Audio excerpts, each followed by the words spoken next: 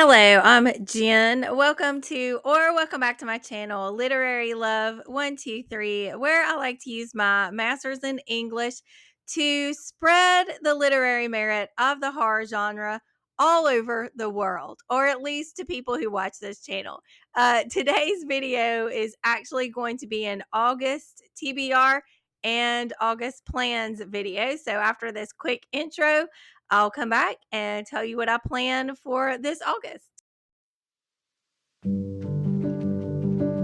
The first thing you're going to notice about my TBR will probably be how short it is. This is the shortest TBR that I have ever made. And there are a few reasons for this. The first reason is that I'm going to be working on several writing projects during the month of August. So I don't want to overload myself with a TBR that's going to keep me from focusing the attention that I need to focus on the writing projects.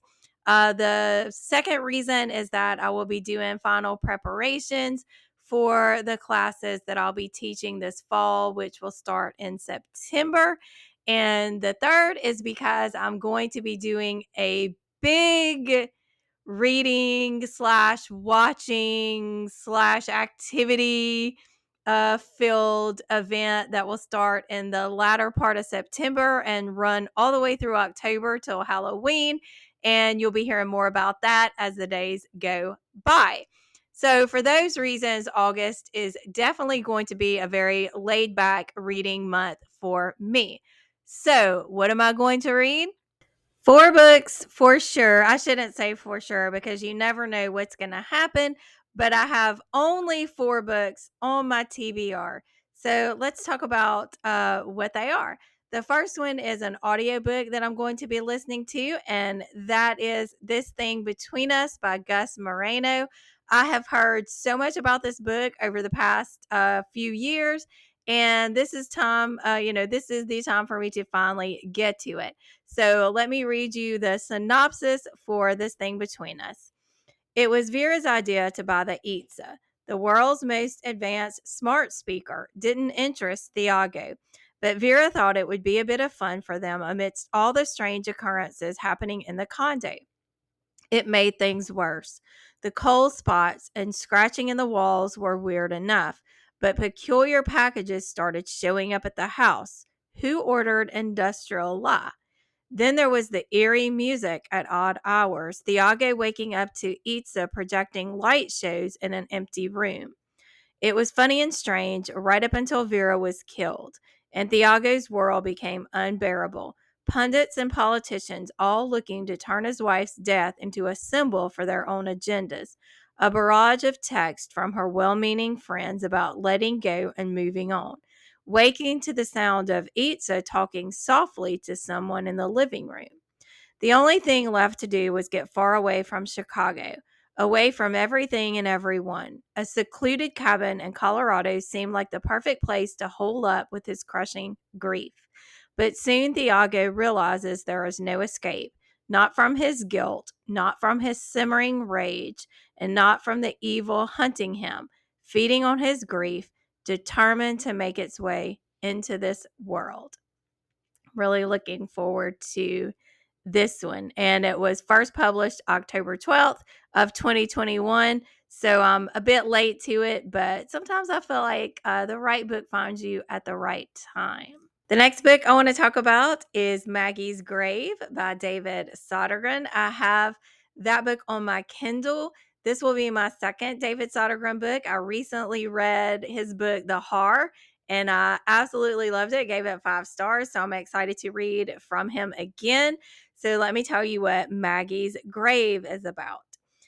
The small Scottish town of Auchinleck, I don't know if I said that right, is dead and has been for years. It sits in the shadow of a mountain, forgotten and atrophying in the perpetual gloom.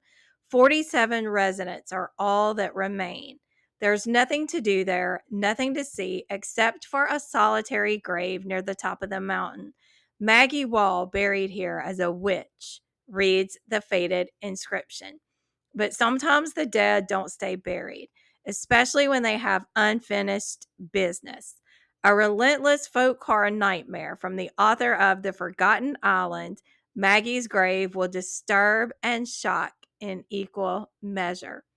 I'm looking forward to it. The third book I want to talk about, I do not have a physical copy of it yet, but I will. It is a book that I pre ordered, and it's supposed to get here like sometime during the first week of August. And that is The Unmothers by Leslie J. Anderson. So let me tell you what this book is about. Marshall is trying to put the pieces together after the death of her husband. After she is involved in a terrible accident, her editor sends her to the small backwards town of Rayford to investigate a clearly ridiculous rumor that a horse has given birth to a healthy human baby boy. When Marshall arrives in Rayford, she finds an insular town that is kinder to the horses they are famous for breeding than to their own people. But when two horribly mangled bodies are discovered in a field, one a horse, one a human, she realizes that there might be a real story here. As she's pulled deeper into the town and its guarded people, her sense of reality is tipped on its head. Is she losing her grip? Or is this impossible story the key to a dark secret that has haunted the women of Rayford for generations? Unbearably tense and utterly gripping, this atmospheric tale of female rage, we love to hear about that, love some female rage, bodily autonomy, and generational trauma hails the arrival of a masterful storyteller. I cannot wait. You can probably, based on what you know of me, know why as soon as I read the synopsis of this book, I hit that pre-order button just as fast as I could. So the last book I want to talk about is a book by a fellow booktuber, Michael Wurtenberg. I will link his channel down below because if you have not subscribed to Michael's channel, you are missing out. He is fun, he's funny, he's knowledgeable, and he's an author. And the book that I'm going to read by Michael is Annoyance Complex. If that title doesn't intrigue you, I mean, come on, what's wrong with you? So let me tell you what this book is about. Shh, not so loud, please. Now imagine Paris, France. Hey, great timing since the Olympics are taking place right now in Paris. No, not that Paris. The Paris Kareem lives in. Traffic, crowded sidewalks, and noisy cafes, and where finding a flat is a nightmare, especially for an Arab with a criminal past and psychiatric issues. See the glass booth where he works as a ticket vendor in the Montparnasse train station. I probably didn't say that right. The booth has been a friend to him ever since that first day when he and his father got lost in the bustling crowd of commuters. It saved him from the onslaught of noise then as a child, and it allows him and the voices in his head a slight reprieve as an adult. Unfortunately, his flat offers him no such reprieve from noise. The neighbor's TV, telephone conversations on the upper balconies, footsteps in the stairwell. Sammy, or Sami it may be, Kareem's fraternal twin, gets a promotion, moves to London, and against his better judgment, leaves Kareem his flat. Kareem feels alive, emancipated from his overbearing twin for the first time in his life. He and his building, as their relationship intensifies, so do the structural and corporal pleasures they give each other. Kareem is an attentive lover, as is the building, and the two are happy together, if only the neighbors wouldn't make so much noise. However, a new modern monstrosity is erected next door. Erected in light of the type of story it is. Sorry, I'll go on.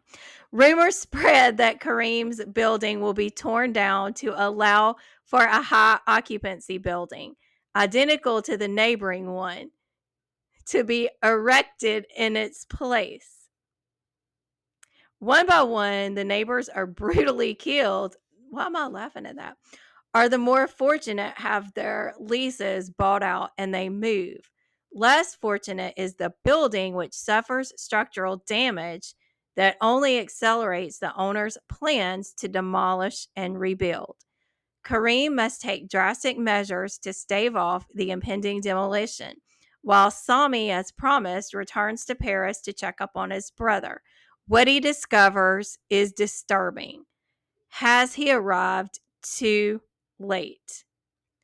I'm so excited to see what this is all about.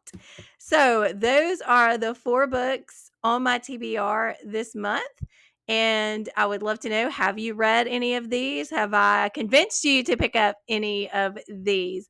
Let me know. And if you like this video, I would definitely appreciate it if you would hit that like button, subscribe, hit that bell so you won't miss a video from me. Thank you so much for watching, and I will see you in my next video.